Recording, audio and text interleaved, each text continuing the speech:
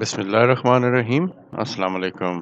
اب سے تقریباً 2 مہینے پہلے یہ خبر آئی تھی کہ گڈو پاور پلانٹ کی گیس ٹربائن خراب ہو گئی ہے، جس کی وجہ سے پاکستان کو 40 ارب روپے کا نقصان اٹھانا پڑا ہے۔ گڈو پاور پلانٹ چونکہ ایک تھرمل پاور پلانٹ ہے، اس لیے اس میں گیس کی ٹربائنز کا استعمال کیا جاتا ہے، جو کہ اس پلانٹ کا مین حصہ ہوتی ہیں، اور وہ ٹربائنز اچانک سے خراب ہو گئیں۔ اور اس وقت کی سینٹ کی قائمہ کمیٹی نے نیب اور ایف آئی اے کو یہ خط لکھا تھا کہ اس بات کی تحقیقات کی جائیں، لیکن ان پر کوئی خاص تحقیقات نہیں ہو سکی۔ بیسیکلی ایشو یہ تھا کہ ایک گیس ٹربائن ہے جینکو کی، وہ ان پہ ان کو کولنگ پیڈ لگانے تھے جو ان کو جرمنی سے امپورٹ کرنے تھے۔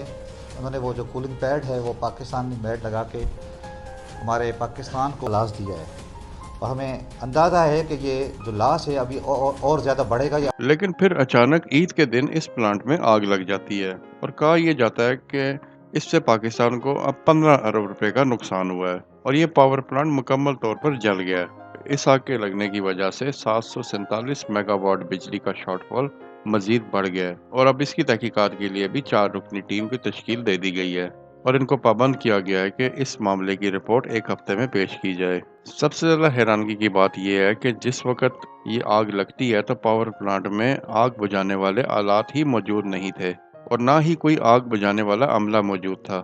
اب آپ اندازہ کر لیں کہ کس طرح کے سیفٹی پروسیجرز کو فالو کیا جا رہا تھا، اور یہ کہا جا رہا ہے کہ اب اس پاور پلانٹ کو دوبارہ سے فعال کرنے کے لیے کئی ماہ درکار ہوں گے۔